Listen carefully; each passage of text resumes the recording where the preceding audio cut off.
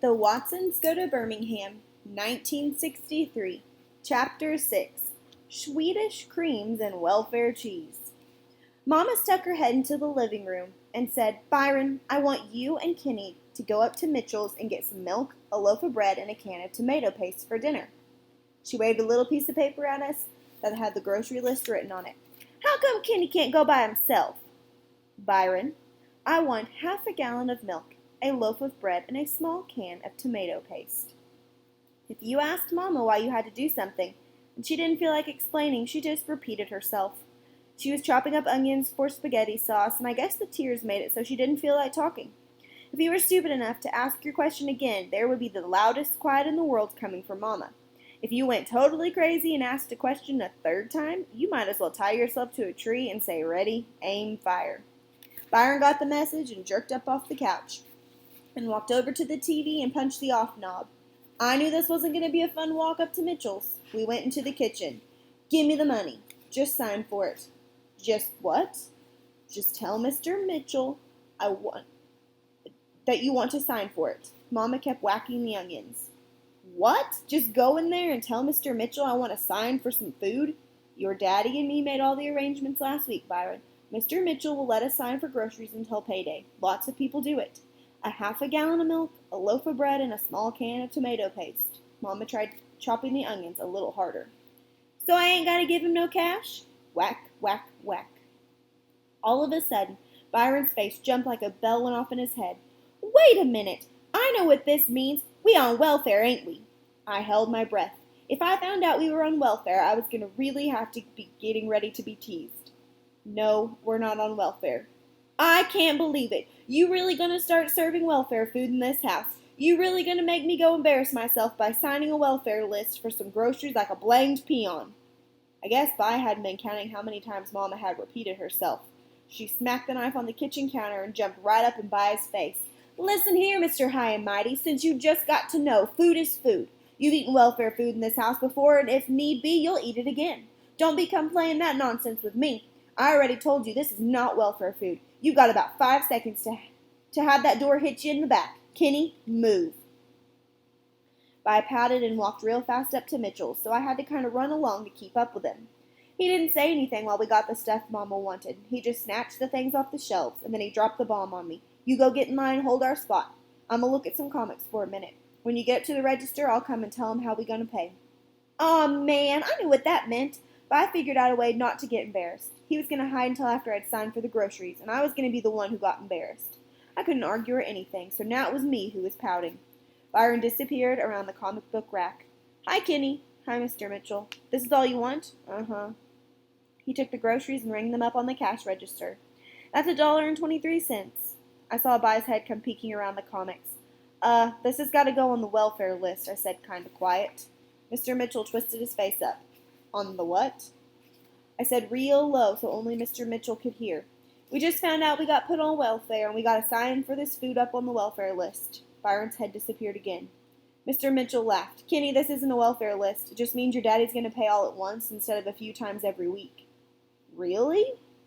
Mr. Mitchell reached under the counter and opened up a little brown box.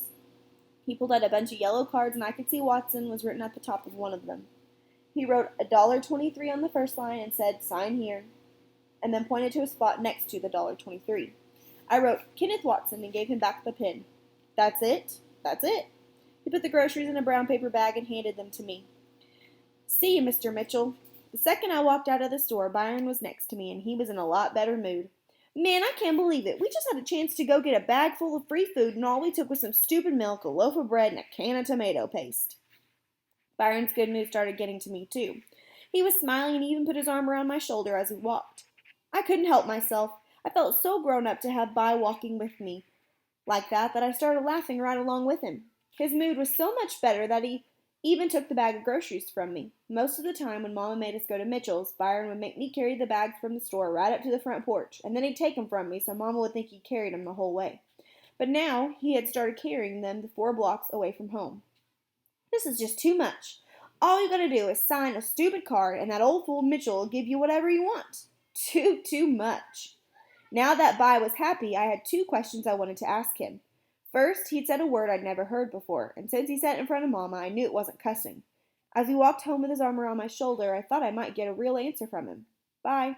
What's a peon? A peon? Didn't you see that magnificent seven? Peons was them folks who was so poor that the rich folks would just as soon pee on 'em as anything else. I knew this had to be a lie. You could get yourself in a lot of trouble if you listened to half the stuff Byron said. But I asked my next question anyway. What do you think the welfare food was that Mama said she gave us? I wish I hadn't have asked, because this brought back his bad mood. He took his arm from my shoulder and said, I know what it was. And he handed me back the groceries, too. Don't you remember how some of the time Dad sneaks up in the morning and goes into the kitchen, and when he comes up there's a big jug of milk? Ain't you ever wondered where that milk come from? You ever seen the udders on Dad? That milk come out of one of them big brown boxes they keep up high on them shelves. Pure D welfare food. And don't you remember that cheese? Who ever heard of cheese coming in a box as big as a loaf of bread? You ever try to pick up one of them things? Real cheese comes in hunks or slices, not no blamed loaf that weighs 40 pounds. I always thought there was something strange about that mess, and now I know. She'd been sneaking us welfare food. Pure D welfare food. The cheese tasted okay to me, and except for a big powdery lump every once in a while, Dad's milk was all right too. But to try to get Byron back into his good mood, I acted real disgusted and said, "Aw, man." A week later, I was walking to the alley behind Mitchell's when a big cookie with pink frosting just about hit me in the head. It went by like a little flying saucer and then crashed in the dirt. I looked all around and didn't see anybody, so I put my hands over my face and I stood still, because if I knew something weird like this happened once, it usually happened again. Sure enough, another cookie hit me right in the back, and a big laugh came out of a green apple tree. Byron. He dropped out of the tree like a superhero. He had a great big bag of cookies in one hand and a green apple with a giant bite out of it in the other. Want some? By tipped the bag of Swedish cream cookies at me. I knew this was a trick. The bag must have been empty, but I looked inside anyways. There was still a half a bag of cookies. Thanks. I grabbed 2 cookies and looked at them real good in case Bi had put bugs or something on them. They were clean, but I still kept waiting for the trick. Why would Byron waste 4 good cookies on me? Man, Swedish creams have got to be the best cookies in the world. I gulped them down and wiped my hands on my pants. I couldn't believe it. Bi tipped the bag at me again. He jumped up and snatched a green apple off the tree, checked it for wormholes, and handed it to me.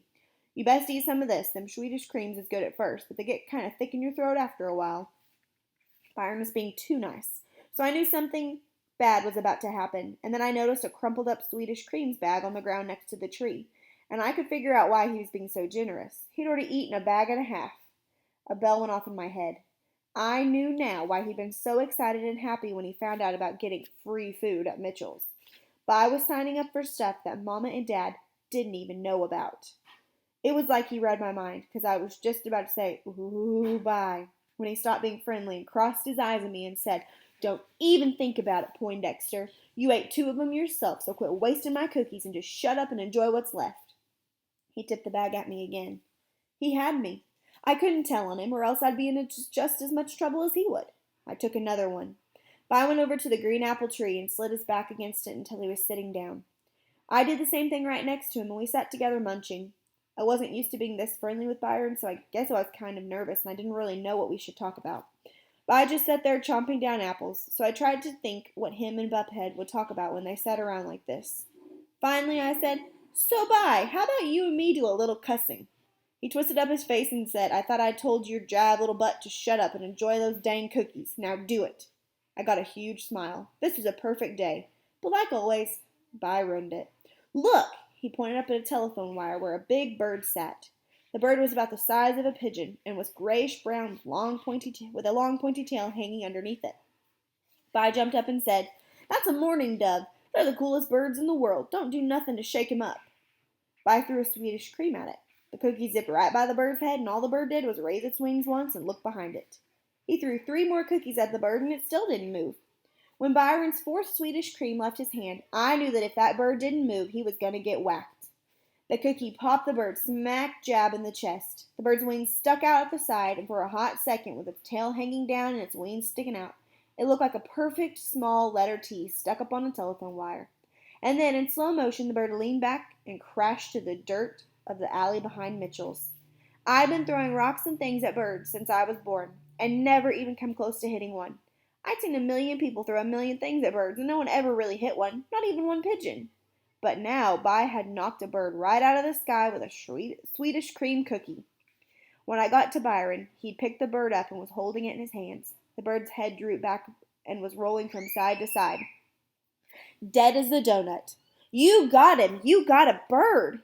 Byron held the bird in one hand, and with his other one he gently pushed pink frosting off the dove's chest. You got him! I've never seen a bird get. And I looked right at Vi, and his face was all twisted up, and his eyes were kind of shut, and he dropped the bird, walked over to the green apple tree, and started throwing up. I stood there with my mouth open. I couldn't believe Byron was starting to cry, and I couldn't believe how much vomit a bag and a half of Swedish creams and some green apples could make. When it looked like he was done, I walked over and put my hand on his back, and as soon as I touched him, he popped me in the arm, hard. Vi, what? And he picked up a rotten apple and threw it at me. Get out of here! What you staring at? Them apples got me sick, you little cross-eyed punk. Now get out of here! Rotten apples started coming at me real hard and fast, so I left. It was hard to understand what was going on with Byron. Some of the time, if a genie came and gave you 3 wishes, you wouldn't mind using all 3 of them to wish some real bad stuff on him. Not stupid things like that woman in the fairy tale that wished her husband had a sausage on his nose either. I mean stuff that would make Byron hurt so much that he'd have to think every day about how mean he is. If he just had a sausage growing off of his nose, people might laugh at him behind his back, but no one would have nerve enough to tease him to his face and call him Weenie Nose or something. He wouldn't know how it feels to always have someone jumping on you, how sad that can make you get. Sometimes I hated him that much and thought he was the meanest person in the world. After my arm quit hurting from his punch, I went back to the alley behind Mitchell's to take another look at the dead bird, but it was gone. Right in the spot where the bird had crashed, Vi had dug a little grave, and on top of the grave there were 2 popsicle sticks tied together in a cross. Leave it to Daddy Cool to kill a bird and then give it a funeral. Leave it to Daddy Cool to torment human kids all day long and never have his conscience bother him, but to feel sorry for a stupid little gray-brown bird. I don't know. I really wished I was as smart as some people thought I was, because some of the time it was real hard to understand what was going on with Byron.